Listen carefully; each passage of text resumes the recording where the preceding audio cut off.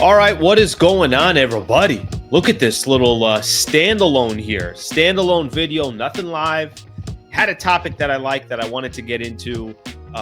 This is kind of relevant to what's happened here over the last month and a half or so. I know Lakers, once they traded for Luka, that kind of chapter closed with Anthony Davis, and that was it. But I found a topic that I think you guys will like as well, and I'd love to get your opinion on it. I might have some more of these standalone videos as we go. If there are any topics out there that I think would be a good conversation, I'll throw it up there outside of whatever I'm doing with the live shows and everything else. First things first, thank you for being here. Please subscribe to the channel if you guys don't mind. Here's a question I want to throw out to everybody.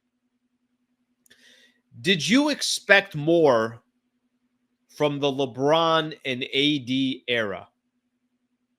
Did that duo live up to your expectations? I want to spend a little bit of time on that. There's, I think, some arguments to be made that whatever LeBron and Anthony Davis accomplished together, it was great. It was really good. The championship that they won put them back on the map. So there's a lot of good that we're going to get into. And then I also want to look at it the other way. And it's kind of funny. The more that I dove into this topic, the more I kind of found myself comparing the era of LeBron and Anthony Davis to other Laker eras where there was championships. And I think as we kind of walk through this, my entire goal is to just kind of put this on the table, lay the facts on both sides, and then you guys can tell me did you expect more from this era between LeBron and Anthony Davis, or you think it accomplished whatever your expectations were? So let's get started on it. I appreciate you guys hanging out. All right, let's do this. I think the best way to initially talk about this and to start off a conversation about this, I'm going to start with the good. And the good is obvious. Anytime you win an NBA championship, I don't care what era of basketball you're in. I don't care who was on your team, and I don't care, frankly, how you won it. If you won an NBA championship, you must have done something great. And for a franchise like the Lakers, that's always the bar. The question's going to be out there is, did you win an NBA championship? If I told you Dwight Howard and I'm talking about Dwight Howard with Steve Nash, or Karl Malone when he came from the Jazz and ended up with the Lakers that brief time. There's certain players that came to the Lakers and it's like, well, they never cashed one in, kind of is what it is. But the reality is, for the Lakers, I'm starting to think here. Think back to like the Nick Van Exel, Eddie Jones era, where this is before Kobe and Shaq got there. Not really the greatest eras of Lakers history, of Lakers basketball history, but for the most part, they're a franchise that usually they usually cash them in. So let's just put it that way. The thing that does stand out with that era, with LeBron and Anthony Davis, of course, is the championship in 2020. Period. They won a championship. It's the first time the franchise had won a championship in 10 years, since 2010.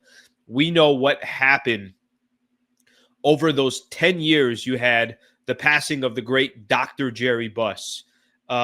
You had the family kind of starting to figure out, all right, what's the new era of Lakers basketball going to look like? Jim Buss was there. Mitch Kupchak was there, recycling a number of different coaches. So when they won that championship in 2020, obviously that was as big as it gets. Was it during COVID? Yes. Was it in a hotel ballroom in Orlando? Yes. Was it a little awkward and odd that there were no fans there? Sure. They still won a championship. I still think it was well earned. I was looking back at the standings today. Do you know the Lakers that year, 2020? Do you know where they were in the Western Conference as far as standings go? They had the best record in the West. So it's not like the Lakers were a scrub team or something like that. They were a legit team.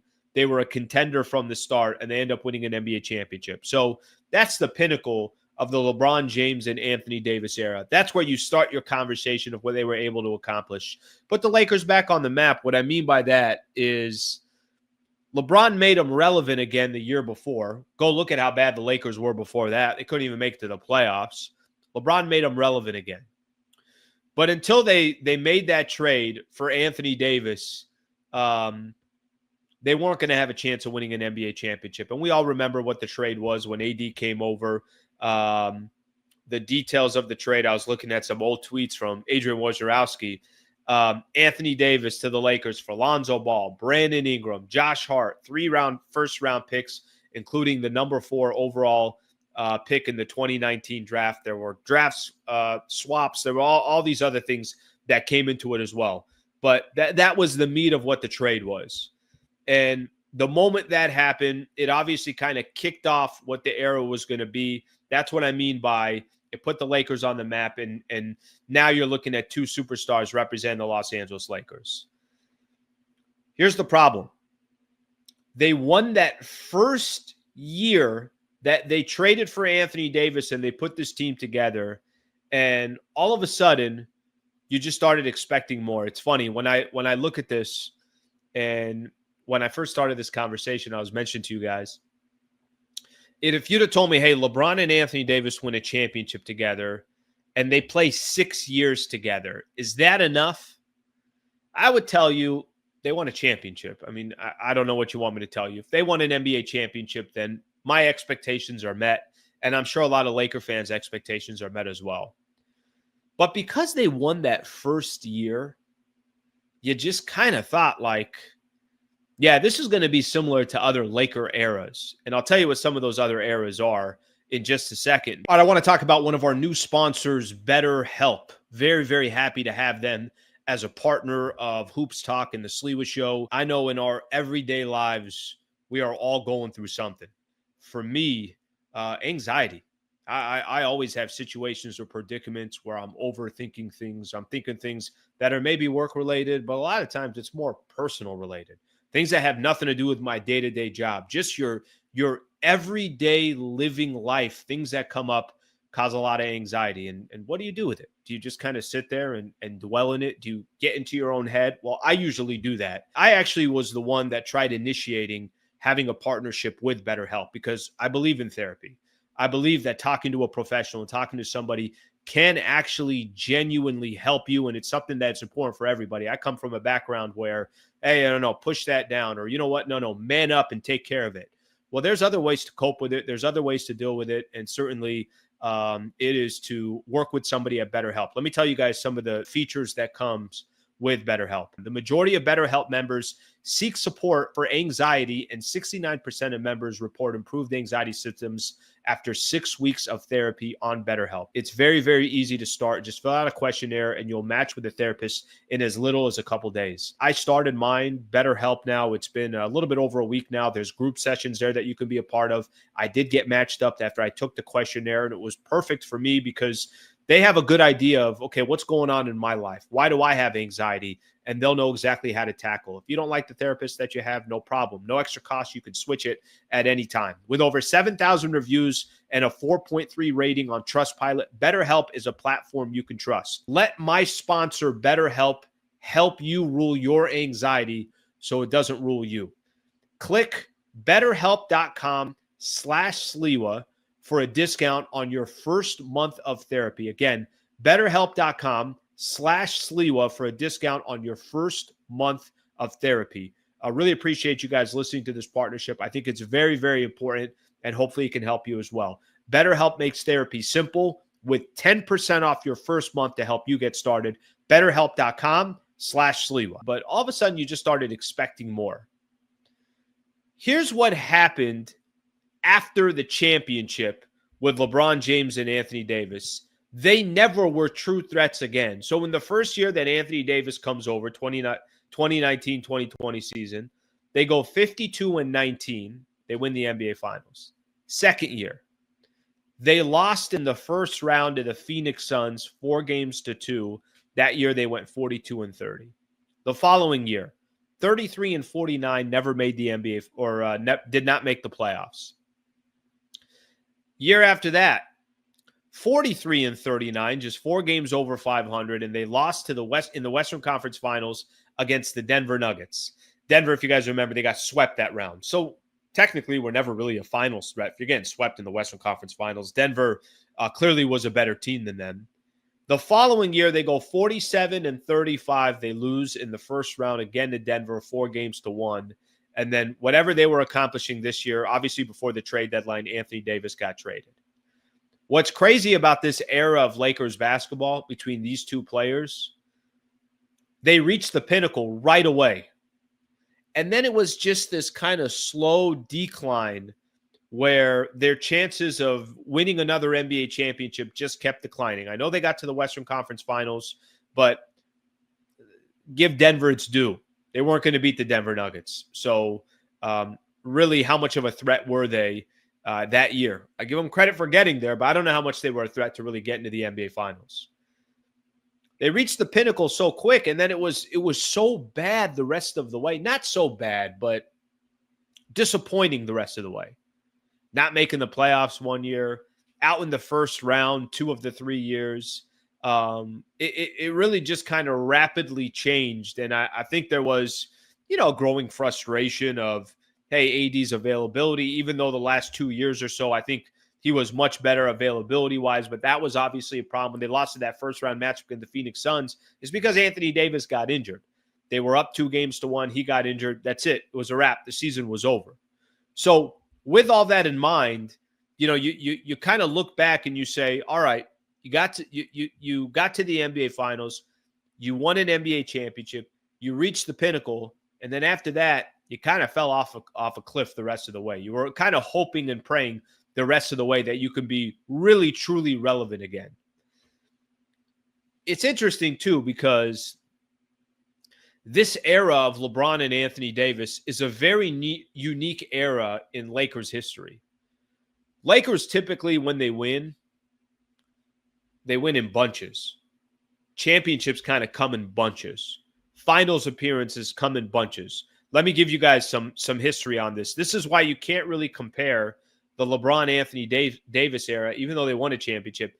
You can't really compare them to any other eras in NBA basketball, in Lakers history. Showtime era, of course you can't compare them to Showtime. 5 NBA championships, 9 finals appearances. Shaq and Kobe, you can't compare that. 4 NBA finals appearances in 5 years, back to back to back. Last North American team to go back to back to back was the Los Angeles Lakers. Kobe and Powell, can't compare them to Kobe and Powell. Kobe and Powell, 3 straight finals appearances, 2 NBA championships. Can't compare it to that. And if you want to say, well, let's go all the way back to the late 60s and the 70s, and you could say, well, maybe we can compare them to that Jerry West era. You can't do that either. You could say, well, Jerry West only got 1 NBA Finals or 1 NBA championship, but he went to the NBA Finals 9 times. Him and Wilt Chamberlain won the NBA Finals 4 times. Yes, they only cashed in 1, but they didn't just get there once and then that was it. They were knocking on the door every single year. So it's really kind of an era of its own. Not very Laker-like. Usually Laker championships, like I said, they come in bunches or it's sustained success for at least 5 years or something along those lines. So I think as I sit here and I kind of talk through this, I'd say my final assumption on this, I think it was a success, but I also expected more. Can you sometimes, it's almost like you watch the movie and you're like, man, the start of that movie was so good. But as the movie went on, it kind of hurt the overall picture of the movie. It didn't help the overall picture of the movie. You could say that the beginning was as good of a start that I've ever seen to a movie. But the middle, I could have missed that, no problem. And then the end, it was okay. And that's kind of the way I describe LeBron and Anthony Davis together. But I love your guys' thoughts. I'd love to get your opinion on this. I think that's I think it's an interesting conversation to have. Was the era what you expected? Did those two accomplish more than you thought they would? Let me give you guys an example. If you told me Powell and Kobe, did that fulfill your appetite? It did for me.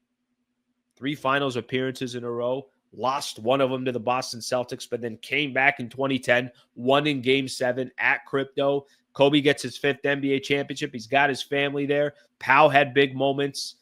Did they struggle after that? Sure they did. But they got 2 chips out of it. And they got 3 finals appearances out of it. And they got a Game 7 against the Boston Celtics out of it. It gave you what you wanted. Shaq and Kobe, what I would tell you with this, they won 3 championships in a row. And everybody, I think, would tell you that Shaq and Kobe should have had more together. That's how dominant those two were. And if they could have just figured out their differences, or Shaq got in more shape, or Kobe chilled a little bit and wasn't, as relentless as he was, but that was Kobe's DNA, then maybe those two could have figured out together and got 4 or 5 championships. But you still got back to back to back. So as I sit here today, I think that's the best way that I can describe it.